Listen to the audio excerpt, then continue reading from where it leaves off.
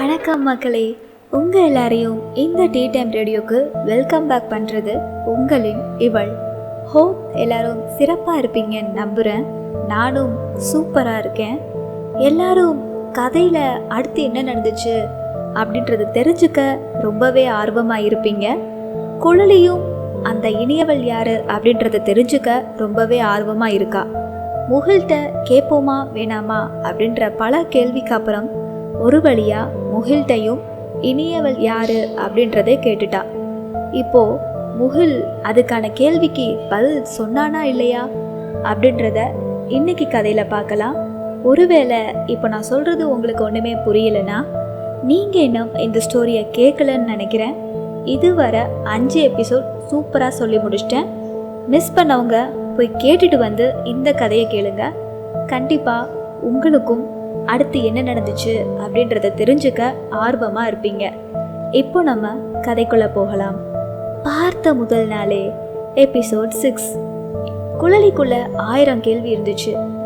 அதுக்கு எப்போதான் விடை சொல்ல போறாரு? அப்புறம் இறங்கி போயிட்டா அந்த உறுத்தல் எனக்குள்ள இருந்துட்டே இருக்குமே. இவ்வளோ பேசிட்டோம், ஏன் இதை கேட்க நம்ம இவ்வளோ தயங்குறோன்னு ஒரு முடிவா முகில்கிட்ட இனியவளை பற்றி கேட்டுட்டா. முகிலும் இந்த பேரை கேட்கும் போதெல்லாம் சேட் ஆனா. பட் கடைசியில் குழலி இவளை கேட்கும்போது அவனால் அவாய்ட் பண்ண முடியல.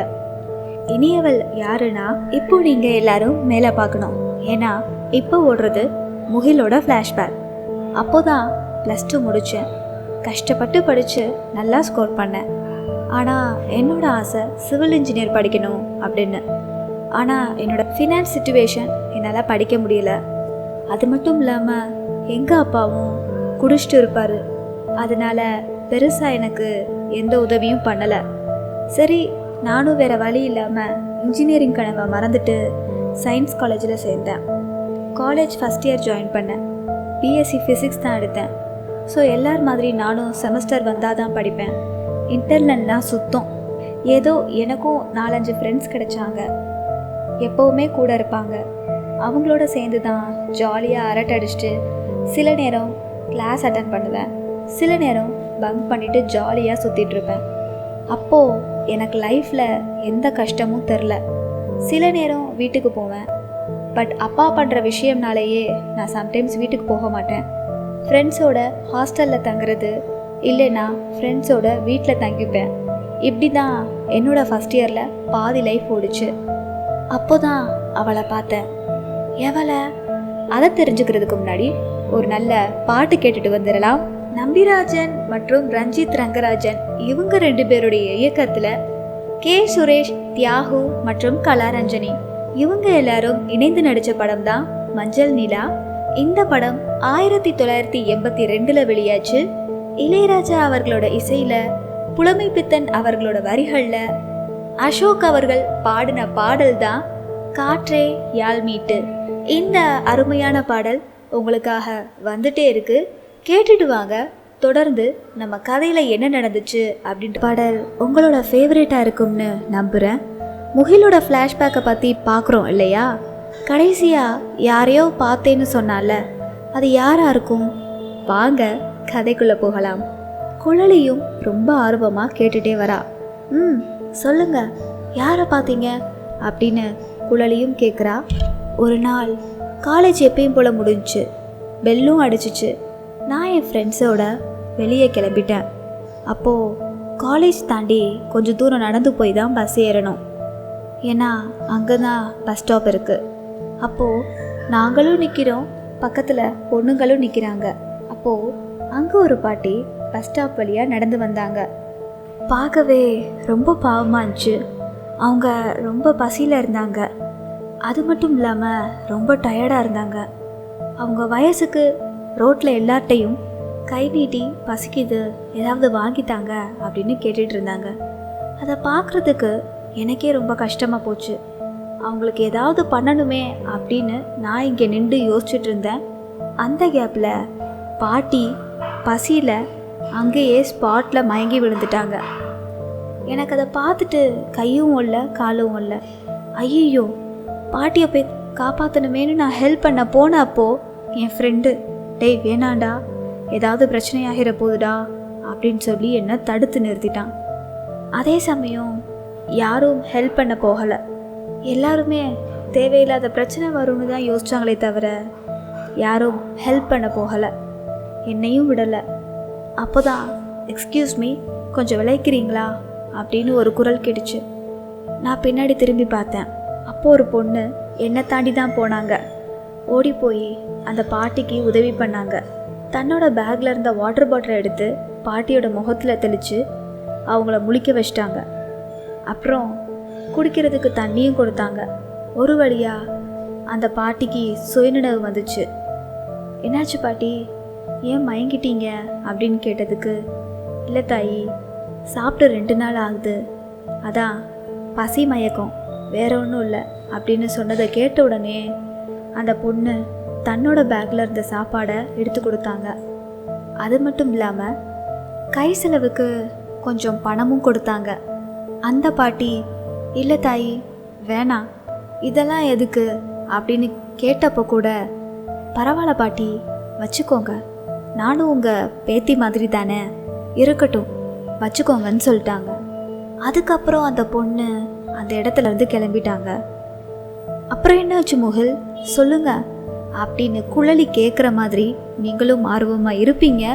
பட் அதுக்கு முன்னாடி ஒரு நல்ல பாடல் கேட்டுட்டு வந்துடலாம். டிபி கஜேந்திரன் அவர்களோட இயக்கத்தில் ரமேஷ் அரவிந்த் மற்றும் ரஞ்சிதா இவங்க 2 பேரும் இணைந்து நடித்த படம் தான் பாட்டு வாத்தியார். இந்த படம் 1995 வெளியாச்சு. இளையராஜா அவர்களோட இசையில், வாலி அவர்களோட வரிகளில் ஏசுதாஸ் மற்றும் ஸ்வர்ணலதா இவங்க 2 பேரும் இணைந்து பாடின பாடல் தான் நீதானே நாள்தோறும். இந்த அற்புதமான பாடல் உங்களுக்காக வந்துட்டே இருக்கு, கேட்டுட்டு வாங்க. அதுக்கப்புறம் கதையில என்ன நடந்துச்சு அப்படின்றத தொடர்ந்து பார்க்கலாம். அன்று இட்ட தீ முப்புறத்திலே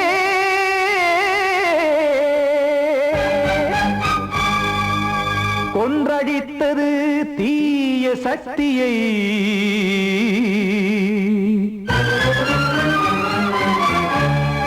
இன்று இட்ட தீ இப்புறத்திலே என்னதான் செய்யுமோ ஆதிசக்தியே.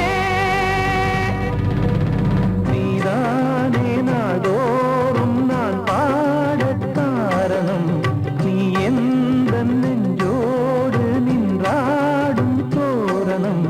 நீ இன்றி நான் பாட வேறேது கீர்த்தனம். இளமை காலம் தொடங்கி இந்த முதுமை காலம் வரையில் இசைக்கும் கீதம் தனியே இன்று இருப்பதென்ன சிறையில். நீதானே நாள்தோறும் நான் பாடக் காரணம், நீ எந்த நெஞ்சோடு நின்றாடும் தோரணம்.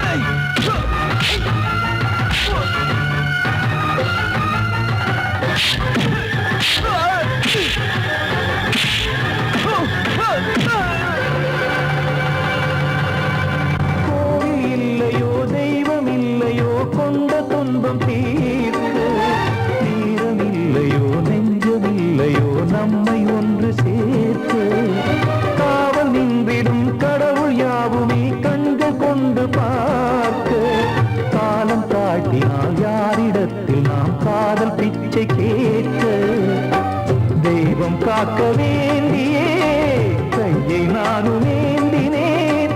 திக்கு ஏதுமின்றியே துன்ப ஆற்றில் நீந்தினேன். இன்னும் ஏன் தாமதம் தீர்க்கவா சஞ்சலம் காக்கும் கைகள் வந்தே இங்கு கண்ணை துடைக்காதோ. நீதானே நாள்தோறும் நான் பாடக் காரணம். நீ எந்த நெஞ்சோடு நின்றாடும் தோரணம்.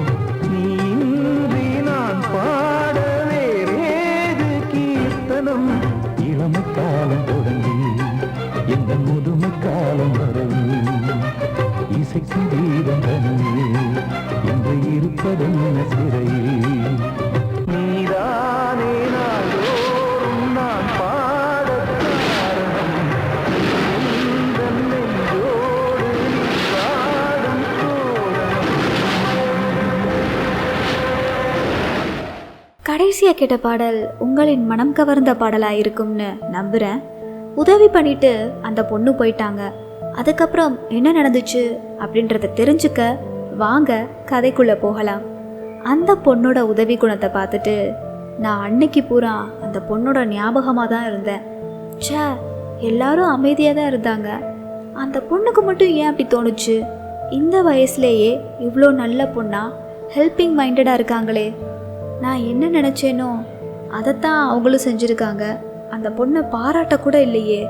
அடுத்து அவங்கள எப்போ பார்க்குறோமோ பார்க்க வாய்ப்பு இல்லை தான். இருந்தாலும் மறுபடியும் அந்த பஸ் ஸ்டாப்புக்கு வராமையாக இருக்க போகிறாங்க. அடுத்து பார்த்தா கண்டிப்பாக அவங்கள பாராட்டிடணும் அப்படின்னு நான் மனசுக்குள்ளே நினச்சிட்டே இருந்தேன். மறுநாள் எப்பயும் போல் காலேஜுக்கு கிளம்புனேன். பஸ் ஸ்டாப்பில் இறங்கினேன். என்னோடய அதிர்ஷ்டம் ஸ்டாப்லேயே அந்த பொண்ணை பார்த்தேன். எனக்கு ரொம்ப சந்தோஷமாக போச்சு. அவங்ககிட்ட போய் பேசணும்னு பார்த்தா அவங்க ஃப்ரெண்ட்ஸோட டக்குன்னு ரோட் கிராஸ் பண்ணி போயிட்டாங்க. சரி, இன்றைக்கி சான்ஸ் அவ்வளோதான் போல் அப்படின்னு எனக்குள்ள சின்ன வருத்தம். அப்படியே ஃபீல் பண்ணிவிட்டு நான் காலேஜுக்கு போய் எப்பயும் போல் கிளாஸ்லாம் அட்டன் பண்ணிகிட்டு இருந்தேன். அப்போது சடனாக என் மொபைலை காணோம். நான் கொஞ்சம் நேரத்தில் டென்ஷன் ஆகிட்டேன். தேடிட்டு இருக்கும்போது அப்போ தான் ஒரு பொண்ணு எங்கள் கிளாஸ்குள்ளே வந்து, எக்ஸ்கியூஸ் மீ, உங்களில் யாரோ உங்கள் மொபைலை மிஸ் பண்ணிட்டீங்க போல், செக் பண்ணிக்கோங்க, வெளியே கிடந்துச்சு, நான் நம்ம டிபார்ட்மெண்ட்டில் கொடுத்துருக்கேன், யாரோடதோ போய் வாங்கிக்கோங்க அப்படின்னு ஒரு பொண்ணு அனௌன்ஸ் பண்ணுது. நான் டக்குன்னு பார்த்தேன், ஏன்னா என் மொபைல் தானே. ஸோ யாருன்னு பார்த்தா என்னாலே நம்ப முடியல, அது அந்த பொண்ணுன்னு. என்னடா இவங்க நம்ம காலேஜ் தானா, அதுவும் சேம் டிபார்ட்மெண்ட், இது தெரியாமையே நம்ம இருந்திருக்கோமா அப்படின்னு எனக்குள்ளேயே பேசிகிட்டு இருந்தேன். அப்புறம் அவங்கள டெய்லி பார்த்தேன், பட் பேச தான் சான்ஸ் கிடைக்கல. அவங்க ஃப்ரெண்ட்ஸ் ஒரு நாள் அந்த பொண்ணை கூப்பிட்டப்போ தான் இனியவள் அப்படின்றது அவளோட நேமுன்னு தெரிய வந்துச்சு. எனக்கு ரொம்ப பிடிச்சிருந்துச்சு. நான் டெய்லி பார்ப்பேன், ஏதாவது ஹெல்ப் பண்ணிகிட்டே தான் இருப்பாங்க. அப்புறம் ஒரு நாளைக்கு காலேஜ் கேம்பஸ்குள்ளே அவங்களோட ஸ்கூட்டி ஸ்டார்ட் ஆகாமல் ரிப்பேர் ஆகிடுச்சு. இவங்க ரொம்ப நேரம் ட்ரை பண்ணாங்க, பட் நான் சடனாக அந்த பக்கம் போனதால் நான் ஸ்கூட்டியை ரிப்பேர் பார்த்தேன். ரொம்ப தேங்க்ஸுங்க அப்படின்னு அந்த பொண்ணு என்கிட்ட ஃபஸ்ட் டைம் பேசினாங்க. அதுக்கப்புறம் அவங்களாவே மை செல்ஃப் இனியவள் அப்படின்னு கை கொடுத்தாங்க. நானும் மை செல்ஃப் முகல் அப்படின்னு கை கொடுத்து இன்ட்ரோ ஆகிக்கிட்டோம். அதுக்கப்புறம் காலேஜில் நாங்கள் பார்க்குறப்போலாம் பேசிப்போம்.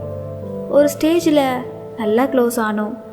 இப்படியே ஃபஸ்ட் இயரை முடிச்சு செகண்ட் இயரும் பாதி ஓடிருச்சு. எனக்காக இனியவள் சாப்பாடு கொண்டு வருவா, ஃபீஸ் கூட சம்டைம்ஸ் பே பண்ணுவா, பர்த்டேக்கு நல்ல ட்ரெஸ்லாம் எடுத்து தருவா. எனக்கு அவளோட கேரக்டர் ரொம்ப பிடிச்சிருந்துச்சு. நானும் அவளும் எல்லாமே ஷேர் பண்ணிப்போம். லைஃப்பில் மிஸ் பண்ணதை கிடைச்ச மாதிரி ஒரு ஃபீல். அதுக்கப்புறம் என்ன நடந்துச்சு அப்படின்றத தெரிஞ்சுக்கிறதுக்கு முன்னாடி ஒரு நல்ல பாடல் கேட்டுட்டு வந்துடலாம். KS சேதுமாதவன் அவர்களோட இயக்கத்தில் கமல்ஹாசன் மற்றும் ஸ்ரீதேவி இவங்க 2 பேரும் இணைந்து நடித்த படம் தான் வாழ்வை மாயம். இந்த படம் 1982 வெளியாச்சு. கங்கை அமரன் அவர்களோட இசையில், வாலி அவர்களோட வரிகளில் SP பாலசுப்ரமணியம் மற்றும் வாணி ஜெயராம் இவங்க 2 பேரும் இணைந்து பாடின பாடல் தான் தேவி ஸ்ரீதேவி. இந்த அற்புதமான பாடல் உங்களுக்காக வந்துட்டே இருக்கு, கேட்டுட்டு வாங்க, தொடர்ந்து நம்ம கதையை பார்க்கலாம்.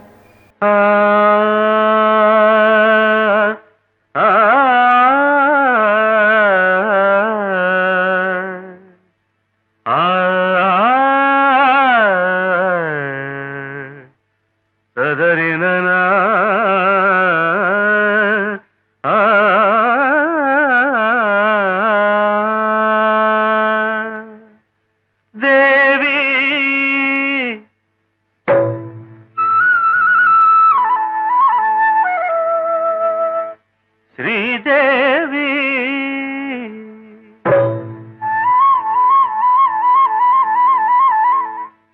தேவி ஸ்ரீதேவி உன் திருவாய் மலர்ந்தொரு வார்த்தை சொல்லிவிடம்மா. பாவி அப்பாவி உன் தரிசனம் தினசரி கிடைத்திட வரம் கொடம்மா.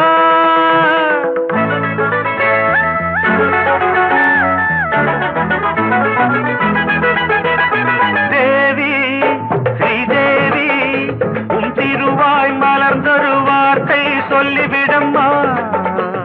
பாவி அப்பாவி உன் தரிசனம் தினசரி கிடைத்திட வரம் கொடம்மா. கையில் மணியை தினமும் பிடித்தே ஆட்டும் பக்தனம்மா. சூடம் ஏற்றி மேலும் கீழும் காட்டும் சித்தனம்மா.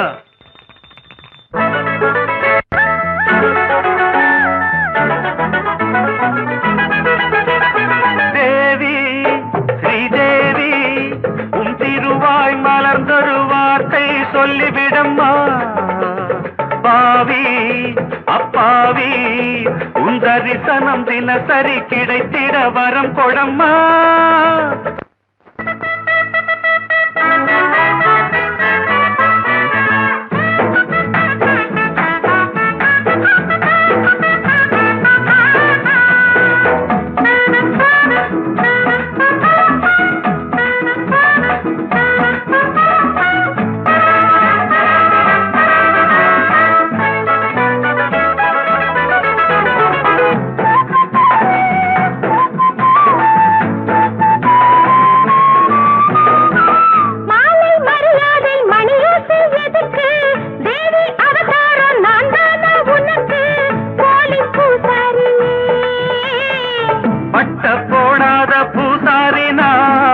பண்ணக்கூடாதோ பூஜைகள் தான். அம்மன் உன்மேனி ஆணி பொன்மேனி அன்பன் தொட வேண்டுமே.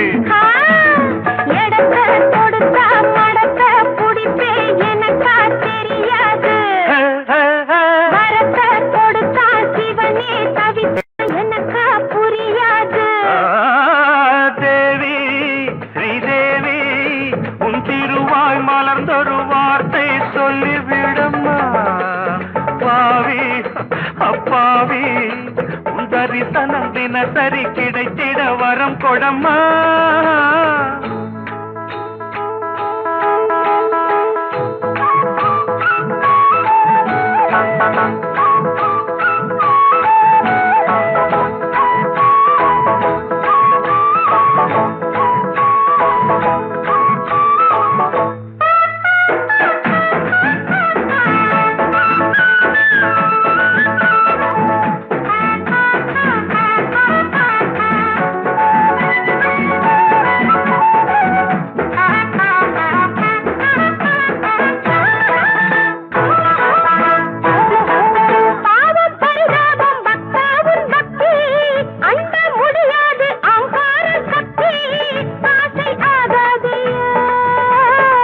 கண்ணில் நடமாடும் சிவகாமியே, அன்பின் உருவான அபிராமியே, காஞ்சி காமாட்சி மதுரை மீனாட்சி எனக்கு நீதானம்மா.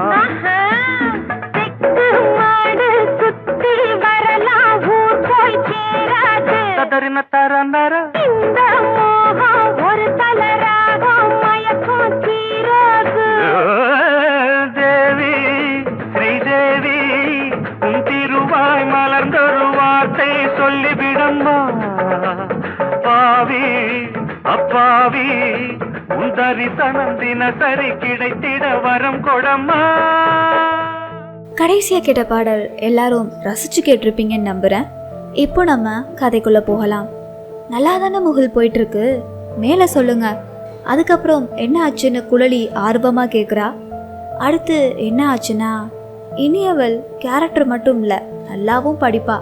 சம்டைம்ஸ் எனக்கே எக்ஸாமில் ஹெல்ப் பண்ணியிருக்கானா பார்த்துக்கோங்க. ஸோ நாள் போக போக நாங்கள் ரொம்ப க்ளோஸ் ஆகிட்டோம்.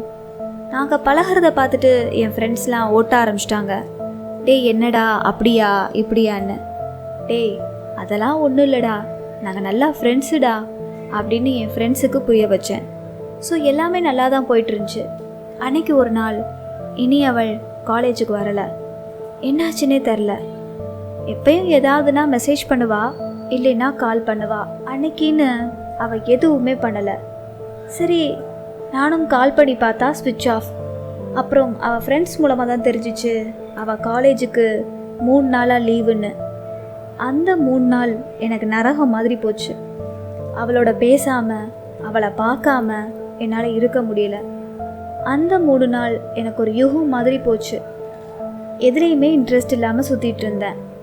அப்போ தான் புரிஞ்சு அவளை ரொம்ப மிஸ் பண்ணுறேன்னு. ஒருவேளை என்ன அறியாமே அவளை லவ் பண்ணிட்டேனா? இது நமக்கு மட்டும்தான் இப்படி தோணுதா, இல்லை அவளுக்கும் இப்படி தோணுமா? நம்ம பண்ணுறது கரெக்டு தானா? ஃப்ரெண்ட்ஸாக பழகிட்டு அப்புறம் லவ் பண்ணா அது தப்பு இல்லையா? இதை அவட்ட சொன்னால் அவள் ஏற்றுப்பாளா?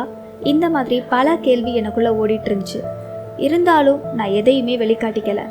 3 நாள் கழித்து இனியவள் வந்தா. ஹே ஹாய்டா, சாரி திருப்பதி வர போயிட்டு வந்தேனா, அதான் சரியாக இன்ஃபார்ம் கூட பண்ண முடியல. இந்தா லட்டு சாப்பிடு அப்படின்னு அவள் வந்து என்கிட்ட பேசினான். அவள் முகத்தை 3 நாள் கழித்து பார்த்தா அப்போதான் எனக்கு போன உயிரே திரும்பி வந்துச்சு. அப்புறம் நான் வாழ்கிற ஒவ்வொரு செகண்டும் இனியவள் கூட இருந்தால் நல்லா இருக்குமேனு ஃபீல் பண்ண ஆரம்பித்தேன். காலேஜ் முடிச்சுட்டு வீட்டுக்கு போனால் அவட்ட தான் பேசுவேன். ஆனால் இதை அவட்ட சொல்கிறதுக்கு எனக்கு பயம். அவள் கூட இருக்கும்போது இதை நான் பெருசாக ஃபீல் பண்ணலை. ஃப்ரெண்ட்லியாக தான் பழகிட்டு இருக்கோம்னு நான் நினச்சேன். ஆனால் எப்போ அவளை நான் பார்க்காம இருந்தேனோ அப்போ தான் எல்லாமே ரியலைஸ் பண்ணேன். சரி முகில், இதை நீங்கள் இனியவள்கிட்ட சொன்னீங்களா இல்லையா அப்படின்னு குழலி ஆர்வமாக கேட்குறா. அதுக்கு முகில் சொன்ன பதில், நான் சொல்லணும்னு தான் நினச்சேன். பட் எங்கே, நான் லவ்வை முன்னாடியே ப்ரப்போஸ் பண்ணிட்டா அப்புறம் அது அவளுக்கு பிடிக்காம போய் எங்கள் ஃப்ரெண்ட்ஷிப்பையும் ஸ்பாயில் பண்ணிக்க வேணாம்னு தான் விட்டுட்டேன். எனக்குள்ள ஒரு சின்ன பயம், இனியவள் என்னை விட்டுட்டு போயிடுவாளோன்னு. ஸோ அப்போதைக்கு நான் எதுவும் சொல்லலை. ஒரு வழியாக 2nd இயர் முடித்து 3rd இயரும் வந்தோம். அப்போதான் அப்படின்னு முகில் இழுத்தான். அதுக்கப்புறம் என்ன நடந்துச்சு அப்படின்றத தெரிஞ்சுக்க ஒரு பாட்டு கேட்டுட்டு வாங்க. நம்ம தொடர்ந்து என்ன நடந்துச்சு அப்படின்றத பார்க்கலாம். பரணி அவர்களோட இயக்கத்தில் சிவகுமார், ராதா மற்றும் அருணா இவங்க எல்லாரும் இணைந்து நடித்த படம் தான் ஆனந்த ராகம். இந்த படம் 1982 வெளியாச்சு. இளையராஜா அவர்களோட இசையில், பஞ்சு அருணாச்சலம் அவர்களோட வரிகளில் ஏசுதாஸ் மற்றும் ஜானகி இவங்க 2 பேரும் இணைந்து பாடின பாடல் தான் மேகம் கருக்குது. இந்த அற்புதமான பாடல் உங்களுக்காக வந்துட்டே இருக்கு, கேட்டுட்டு வாங்க. தொடர்ந்து நம்ம கதையில் என்ன நடந்துச்சு அப்படின்ற பாடல் உங்களின் மனம் கவர்ந்த பாடலாக இருக்கும்னு நம்புகிறேன். முகில் தன்னோட லவ்வை இனியவள்கிட்ட சொன்னானா இல்லையா? இனியவள் அதை அக்செப்ட் பண்ணியிருப்பாளா? அதுக்கப்புறம் என்ன நடந்துச்சு அப்படின்றத தெரிஞ்சுக்க ரொம்பவே ஆர்வமாக இருப்பீங்க. வாங்க நம்ம கதைக்குள்ளே போகலாம். முகிலோட கதையை குழலி ரொம்பவே ஆர்வமாக கேட்டுட்டு வரா. அப்போது 3rd இயரில் ஃபைனல் செமஸ்டர் நானும் இனியவளும் படிச்சுட்டு இருந்தோம். அப்போது February மந்த். ஸோ கண்டிப்பாக வேலண்டைன்ஸ் வீக் வரும். ஸோ வேலண்டைன்ஸ் டேல எப்படியாச்சும் இனியவள்கிட்ட ப்ரப்போஸ் பண்ணணும், என்னோட ஆசையை தெரியப்படுத்தணும்னு நான் எப்படிலாம் அவள் கூட வாழ ஆசைப்பட்றேன் அப்படின்றதையும் அவளுக்கு நான் சொல்லணும்னு நினச்சிட்டு இருந்தேன். அவளுக்காக கிஃப்ட்லாம் கூட வாங்கி வச்சுருந்தேன். வேலண்டைன்ஸ் டேயும் வந்துச்சு. இதுதான் நமக்கு கிடைச்ச நல்ல ஆப்பர்ச்சுனிட்டி. இந்த சான்ஸை நம்ம மிஸ் பண்ணிடக்கூடாதுன்னு நினச்சேன். ஸோ நானும் இனியவளும் கேன்டீனில் உட்காந்துருந்தோம். அப்போது நான் எனக்குள்ளே எவ்வளோ ஆசை இருந்துச்சோ அவ்வளோ பயமும் இருந்துச்சு, அவள் என்ன சொல்வாளோ அப்படின்னு. அப்புறம் ஒரு மனசாக நான் பேச ஸ்டார்ட் பண்ணேன். பட் அதுக்குள்ளே அவள், டேய் முகில், நான் ஒரு விஷயம் சொல்கிறேன், ஆனால் என்னை நீ தப்பாக நினச்சிடக்கூடாது சரியா அப்படின்னு அவள் என்கிட்ட கேட்டா. எனக்கு ஒன்றுமே புரியலை. இருந்தாலும் நான் அதெல்லாம் நினைக்க மாட்டேன் சொல்லுன்னு சொன்னேன். இல்லைடா, நான் ஒரு பையன் கூட நல்லா பேசுவேன், எனக்கு அவனை ரொம்ப பிடிக்கும், நாங்கள் 2 பேரும் ரொம்ப க்ளோஸு, இத்தனை நாளாக ஃப்ரெண்ட்ஸாக தான் பழகணும், பட் என்னன்னு தெரில, என்ன அறியாமையே லவ் பண்ணிட்டேனோன்னு தோணுதுடா அப்படின்னு இனியவள் சொல்கிறத கேட்டதும், என்னடா அவ நம்ம நினச்சதையே இவளும் சொல்கிறா, கன்ஃபார்மாக இவ என்னைய தான் சொல்கிறா அப்படின்னு எனக்குள்ளேயே சந்தோஷப்பட்டேன். அப்போது இனியவளும் என்னை லவ் பண்ணுறாளா? சே, இது தெரியாமல் தான் தேவையில்லாமல் பயந்துட்டு இருந்தேனா அப்படின்னு எனக்குள்ளேயே பேசிகிட்டு இருந்தேன். சரிடி, அதான் நீங்கள் 2 பேரும் க்ளோஸ் தானே, போய் அவன்கிட்ட ப்ரப்போஸ் பண்ணிடு அப்படின்னு நான் ஐடியா கொடுத்தேன்.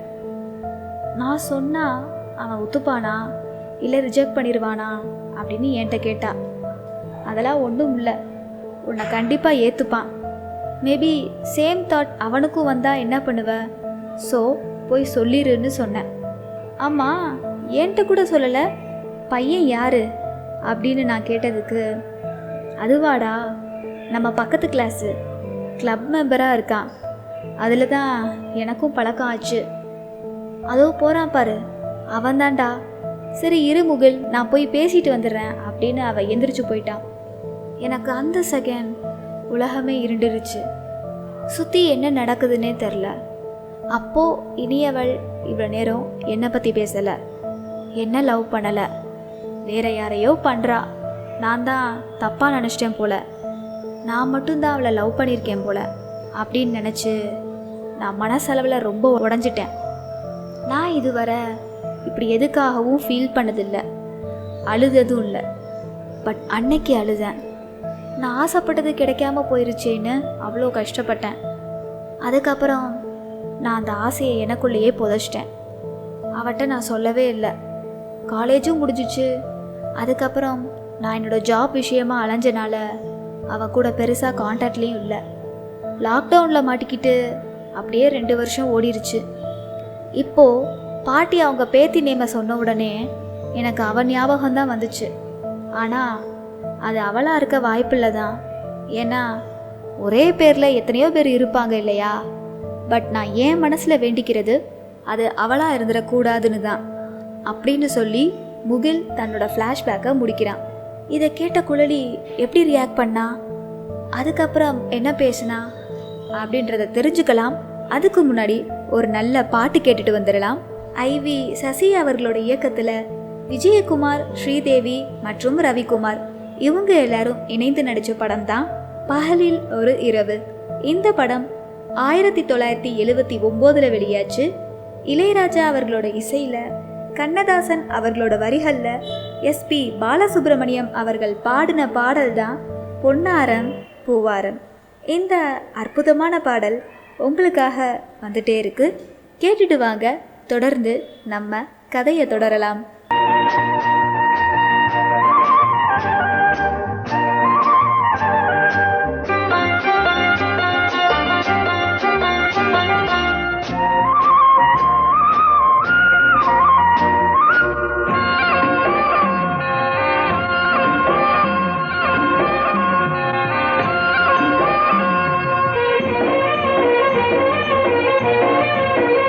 பொன்னாரம் பூவாரம் கண்ணோரம் சிருங்காரம், பொன்னாரம் பூவாரம் கண்ணோரம் சிருங்காரம், பொழுதுகள் கோடி புதுமைகள் தேடி வா வெண்ணிலா ஒரு தேர் கொண்டு வா, செந்தேன் நிலா புது சீர் கொண்டு வா, பொன்னாரம் பூவாரம் கண்டோரம் சிருங்காரம்.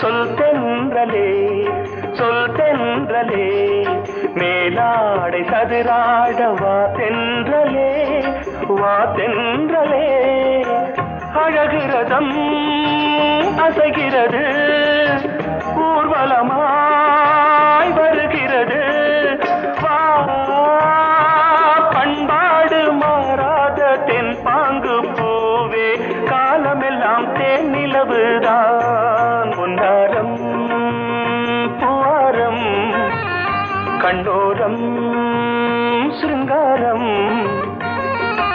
பொழுதுகள் கோடி புதுமைகள் தேடி வா வெண்ணிலா ஒரு தேர் கொண்டு வா செந்தேன் நிலா புது சீர் கொண்டு வா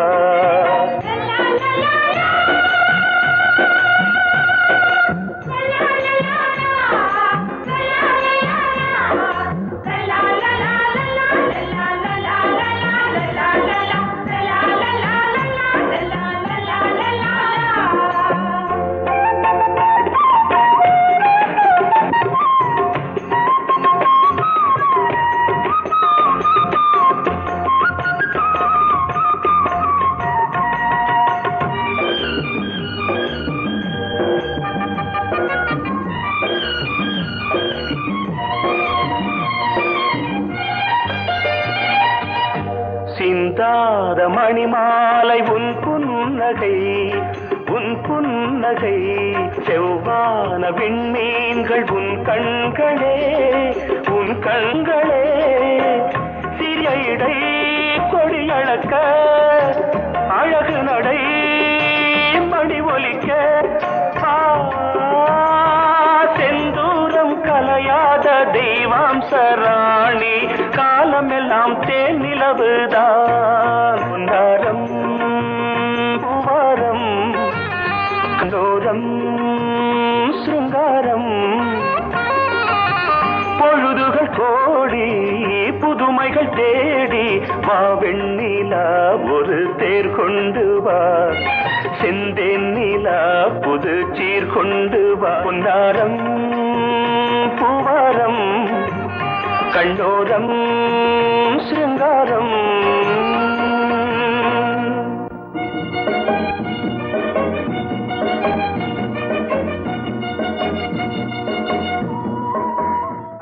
கடைசியா கேட்ட பாடல் உங்களின் மனதுக்கு பிடித்தமான பாடலா இருக்கும்னு நம்புறேன். முகிலோட ஃப்ளாஷ்பேக் கதையை கேட்டுட்டு குழலி என்ன சொன்னா அப்படின்றத தெரிஞ்சுக்க ரொம்பவே ஆர்வமாக இருப்பீங்க. வாங்க நம்ம கதைக்குள்ளே போகலாம். முகிலோட கதையை கேட்டுட்டு இவர் ரொம்பவே ஃபீல் பண்ண ஆரம்பிச்சிட்டா. இவரோட நல்ல மனசுக்கு இப்படியா நடக்கணும்? இது தெரியாமல் அவரை நான் தான் யாருன்னு கேட்டு டார்ச்சர் பண்ணிட்டேன். அவரே மறந்து நிம்மதியாக இருந்திருப்பார். நான் தான் லூசு மாதிரி பிஹேவ் பண்ணிட்டேன். முகில், ஐம் ஸோ சாரிங்க. எனக்கு தெரியாது. நான் தான் உங்கள் பழசெல்லாம் ஞாபகப்படுத்திட்டேன். ஸோ சாரிங்க அப்படின்னு முகில்கிட்ட சாரி கேட்குறான். பரவாயில்ல குழலி, இதில் என்ன இருக்குது, விடுங்க அப்படின்னு முகிலும் சொல்லிட்டான். இருந்தாலும் இவளுக்கு மனசுக்குள்ளே ஒரு டபுள் ஃபீலிங். என்னென்னா, ஒரு பக்கம் முகிலோட லவ் ஃபெயிலியர் ஆயிடுச்சே அப்படின்னு ஃபீல் பண்ணுறா. இன்னொரு பக்கம் நல்ல வேலை ஃபெயிலியர் ஆயிடுச்சு அப்படின்னு சந்தோஷப்படுறா. ஆமாம், நான் ஏன் சந்தோஷப்படுறேன், அவருக்கும் நமக்கும் என்ன அப்படின்னு இவளே தனக்குள்ள கேள்வியும் கேட்டுக்கிறா. முகில் தான் அப்படி வேண்டிட்டு இருந்தான். இப்போது குழலியும் வேண்டிக்க ஆரம்பிச்சிட்டா. என்னன்னா, அது அவளாக இருக்கக்கூடாது, முகில் லவ் பண்ண இனியவளாக இருக்கக்கூடாது அப்படின்னு குழலியும் தன் மனசுக்குள்ளே வேண்டிக்கிறா. அப்போ பக்கத்தில் ஒரு குரல், ஓ அடுத்த ஸ்டேஷனில் தான் ஏற போறியா, பார்த்து பத்திரமா ஏறுமா அப்படின்னு பாட்டி அவங்க பேத்திட்ட ஃபோன் பேசிகிட்டு இருக்காங்க. என் பேத்தி வர ஸ்டேஷனில் தான் ஏற போகிறாளாம், அதான் ஃபோன் பண்ணியிருக்கா அப்படின்னு பாட்டி 2 பேர்கிட்டையும் சொல்லிட்டு வராங்க. அடுத்த ஸ்டேஷனும் வந்துச்சு. நம்ம பாட்டியோட பேத்தி, அதான் இனியவள், அந்த ஸ்டேஷனில் ஏறுனா. முகில் அப்போ கொஞ்ச நேரம் காற்று வாங்கிட்டு வரலாம்னு எந்திரிச்சு போயிட்டான். பாட்டி இனியவளை குழலிக்கு இன்ட்ரோ கொடுக்குறாங்க.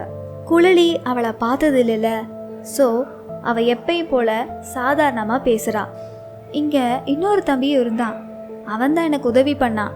அப்படின்னு பாட்டி முகிலை பற்றி இனியவள்கிட்ட பேசிட்டு வராங்க. கொஞ்ச நேரம் கழித்து முகிலும் தான் பிளேஸுக்கு வந்துட்டு இருந்தான். அப்போது அவனுக்கு ஒரு குரல் கேட்டுச்சு. இது எங்கேயோ கேட்ட மாதிரி இருக்கே, ஒருவேளை அப்படின்னு யோசிச்சுட்டே பிளேஸுக்கு வந்து பார்க்குறான். அது யாராக இருக்கக்கூடாதுன்னு வேண்டுனானோ அந்த இனியவள் தான், அவன் லவ் பண்ண அதே இனியவள் தான் அங்கே உட்காந்துருந்தா. இவனால் நம்பவே முடியலை. எங்கே பார்த்தா பழைய ஞாபகம் வந்துருமோன்னு பயம். ஸோ இவனும் பிளேஸில் போய் உட்காந்தான். ஹே முகில், நீ எங்கடா இங்கே? எப்படி இருக்க? பார்த்து எத்தனை நாள் ஆகுது? எப்படி இருக்க அப்படின்னு இனியவள் முகிலை பார்த்து விசாரிக்கும் போதே குழலிக்கு தெரிஞ்சிருச்சு அது இவன் லவ் பண்ண பொண்ணு தான் அப்படின்னு. முகிலுக்கு என்ன பேசணுன்னே தெரியல. நல்லா இருக்கேன், நீ எப்படி இருக்க அப்படின்னு கேஷுவலாக பேசினான். பாட்டி, இவன் என்னோட க்ளோஸ் ஃப்ரெண்டுன்னு இனியவள் தன்னோட பாட்டிகிட்ட சொல்கிறான். அப்புறம் நேரம் ஆக ஆக இனியவள் முகில்கிட்ட பேசிகிட்டே வரா. காலேஜ் டேஸில் எப்படி பேசுவாளோ அதே மாதிரி இப்போவும் பேசிகிட்டே வரா. அதுக்கப்புறம் என்ன நடந்துச்சு அப்படின்றத தெரிஞ்சுக்கிறதுக்கு முன்னாடி ஒரு நல்ல பாடல் கேட்டுட்டு வந்துடலாம். தாரணி அவர்களோட இயக்கத்தில் ரேமான், டிரோசா மற்றும் ராதா இவங்க எல்லாரும் இணைந்து நடித்த படம் தான் வசந்தம். இளையராஜா அவர்களோட இசையில், ஹரிபாரதன் அவர்களோட வரிகளில் எஸ்பி பாலசுப்ரமணியம் அவர்கள் பாடின பாடல் தான் வசந்தமே. இந்த பாடல் உங்களுக்காக காத்துட்ருக்கு, கேட்டுட்டு வாங்க. தொடர்ந்து நம்ம கதையில் என்ன நடந்துச்சு அப்படின்றத பார்க்கலாம்.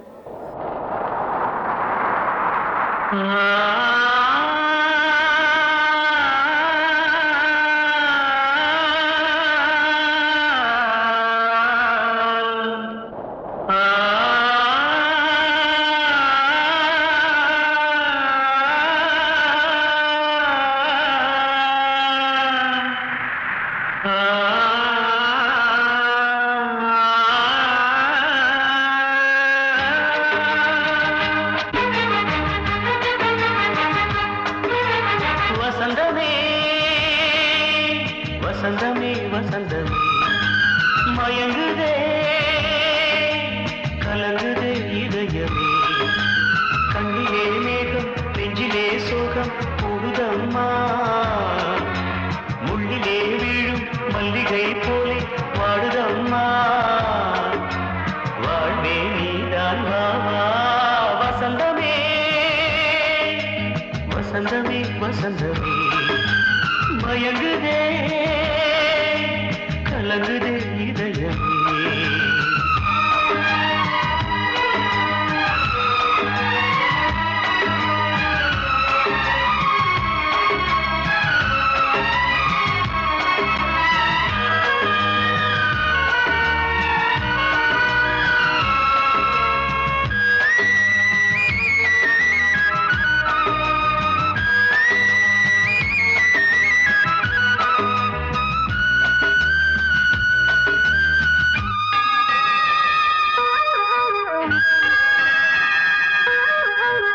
திருநாள் வசந்தம் ஒரு நாளில் மாறி போனதே, கரை தேடும் ஊடம் தடுமாறும் காலமானதே, ஒரு தாளமின்றியே சுகமேது பாட்டிலே, துணை ஒன்று இன்றியே சுவையேது வாழ்விலே, அன்பு தீபமேற்றி வைத்து உங்கள் பாதை பார்க்கிறேன், மீண்டும் உன்னை நானும் காண தெய்வம் தன்னை கேட்கிறேன். வசந்தமே திரும்பி வா, வாழ்வே நீதான் வாவா. வசந்தமே வசந்தமே வசந்தமே மயங்குதே கலங்குதே இதயமே, கண்ணிலே மேகம் நெஞ்சிலே சோகம் கூடுதம்மா, முள்ளிலே வீழும் மல்லிகை போலே வாடுதம்மா, வாழ்வே நீதான் வாவா. வசந்தமே வசந்தமே வசந்தமே மயங்குதே கலங்குதே இதயமே. கடைசியாக கேட்ட பாடல் உங்களுக்கு பிடித்தமான பாடலாக இருக்கும்னு நம்புகிறேன். டிலே பண்ணாமல் நம்ம கதைக்குள்ளே போகலாம். இப்போது முகிலும் இனியவளும் பேசிகிட்டே வராங்க. முகில் குழலியை கண்டுக்கவே இல்லை. குழலிக்கு ஒரு மாதிரி பொசசிவாக ஃபீல் ஆகுது. என்னடா இவ்வளோ நேரம் நம்ம தான் பேசிட்டு வந்தோம், இப்போதான் ஏறுனா அதுக்குள்ளே இவர் என்னை மறந்துட்டாரு அப்படின்ற மாதிரி குழலி சம்மந்தமே இல்லாமல் இனியவளை பார்த்து முறைச்சிட்டே இருந்தா. சே, என்னடா அது, நானே இப்போதான் இவர்கிட்ட கொஞ்சம் பேச ஸ்டார்ட் பண்ணேன், பட் அதுக்குள்ளே ஏதோ ஒரு டிஸ்டன்ஸ் வந்துருச்சு. ஏன் நம்ம அவருக்காக இவ்வளோ ஃபீல் பண்ணுறோம்? அவருக்கு லவ் ஃபெயிலியர் ஆச்சுன்னா நம்ம ஏன் கஷ்டப்படுறோம்? அது மட்டும் இல்லாமல் லவ் ஃபெயிலியர் ஆனதை நினச்சி நம்ம ஏன் சந்தோஷப்படுறோம்? இப்போ கூட அவரோட ஃப்ரெண்டு தான் அவரோட பேசிட்டு வராங்க, ஆனால் நம்ம ஏன் சம்மந்தமே இல்லாமல் பொசசிவ் ஆகிறோம்? எனக்கு என்ன தான் ஆச்சு? ஒருவேளை என்ன அறியாமையே இவரை நான் லவ் பண்ணிட்டேனா? என்ன மாதிரியே ஒரு கேரக்டரை பார்த்ததும் நான் இம்ப்ரெஸ் ஆகிட்டேனா? அவரோட ஹெல்பிங் மைண்டை பார்த்து நான் எதுவும் அவர் மேலே ஆசைப்பட்டேனா? இப்படி தனக்குள்ளே நிறையா கொஸ்டின் கேட்டுட்டு புலம்பிகிட்டே வரா. இன்னும் கொஞ்ச நேரத்தில் டெல்லி வர போகுது. ஸோ எல்லாரும் திங்ஸை எடுத்து பேக் பண்ண ஆரம்பிக்கிறாங்க. அப்போது குழலியும் முகிலும் எந்திரிச்சு பேக் பண்ண ஆரம்பிக்கிறாங்க. குழலியோட மனசு குழலிட்டே இல்லை. எதையோ விட்டுட்டு போகிறோம் அப்படின்ற எண்ணம் மட்டும் அவளுக்குள்ளே ஓடிட்டே இருந்துச்சு. அப்போதான் அவள் வாங்கின புக்கை எடுத்து பார்க்குறா. புக்கை திறந்து பார்த்தா முகில்னு போட்டிருந்துச்சு. இவர் புக்கு எப்படி என்கிட்ட வந்துச்சு அப்படின்னு யோசிக்கும் போது தான் மதுரை ஜங்ஷனில் ஒரு கடையில் 2 பேரும் மோதிக்கும் போது புக்ஸ் கீழே விழுந்துடும் இல்லையா?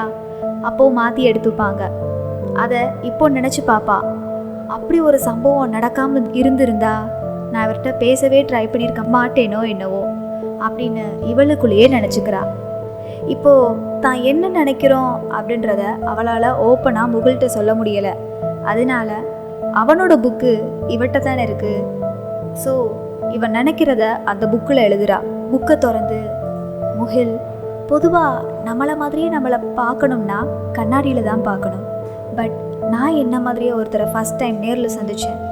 என்ன மாதிரியே ஒரு ஹெல்பிங் கேரக்டரை நான் பார்த்தேன். உங்கள்கிட்ட நான் நிறையா விஷயம் கற்றுக்கிட்டேன். உங்களை பார்த்து நிறையா விஷயம் இம்ப்ரெஸ் ஆகியிருக்கேன். எனக்குள்ள ஒரு டிஃப்ரெண்ட் ஃபீல் வந்திருக்கு. நமக்குள்ளே நிறையா விஷயம் ஒத்து போகுது. இப்போ கூட உங்கள் புக்கு என்கிட்ட தான் இருக்குது. கடைசியாக நான் ஒன்று சொல்லிக்க விரும்புகிறேன்.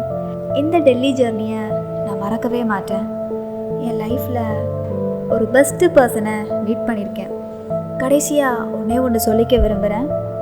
நீங்கள் இனியவள்கிட்ட காலேஜில் எப்படி ஃபீல் பண்ணீங்களோ அப்படி தான் நானும் உங்கள்கிட்ட இப்போ ஃபீல் பண்ணுறேன். அண்ட் ஒரு பெரிய சாரி மதுரை ஜங்ஷனில் நான் உங்களை திட்டினதுக்கு. நம்ம அடுத்து எப்போ சந்திப்போம் தெரில. பரவாயில்ல, உங்களுக்கு பிடிச்ச மாதிரி ஒரு லைஃப் அமைய வாழ்த்துக்கள். என்றும் அன்புடன் குழலி அப்படின்னு முகிலோட புக்கில் எழுதிட்டு முகில்கிட்ட, முகில் இது உங்கள் புக்கு வச்சுக்கோங்கன்னு சொல்லிட்டு நான் கிளம்புறேன், டேக் கேர்ன்னு சொல்லிட்டு மனசே இல்லாமல் முகிலை பார்த்துட்டே போயிட்டு வரேன்னு சொல்லிட்டு ட்ரெயினை விட்டு இறங்கி போயிட்டான். முகிலும் எல்லாத்தையும் எடுத்துட்டு தன்னோட ஃப்ரெண்டு ரூமில் வந்து ஸ்டே பண்ணுறான். ரெஃப்ரெஷ் ஆகிட்டு தான் குழலி கொடுத்த புக்கை எடுத்து பார்க்குறான். என்னடா அது நம்ம பேர் போட்டிருக்கு அப்படின்ட்டு பேகை செக் பண்ணுறான். உள்ளேயும் ஒரு புக் இருக்குது, அதில் குழலின்னு போட்டிருக்கு. உடனே இவனுக்கு 2 பேரும் மோதிக்கிட்ட சம்பவம் ஞாபகம் வருது. அப்புறம் இவன் குழலி கொடுத்த புக்கை திறந்து பார்க்குறான். அப்போது குழலி எழுதினதை பார்த்துட்டு முகிலுக்கு தானாக கண்ணீர் வந்துச்சு. சே, இப்படிலாம் குழலி ஃபீல் பண்ணியிருக்காங்களா அப்படின்னு. அதுக்கடுத்து முகில் எடுத்த முயற்சி என்ன? ஒரு வழியாக இந்த பயணம் முடிஞ்சாலும் என்னுடைய கதை பயணம் தொடர்ந்துட்டே தான் இருக்கும். அடுத்த ஒரு நல்ல கதையோட உங்கள் எல்லாரையும் சந்திக்கிறேன். அதுவரை உங்களிடமிருந்து விடைபெறுவது உங்களின் இவள்.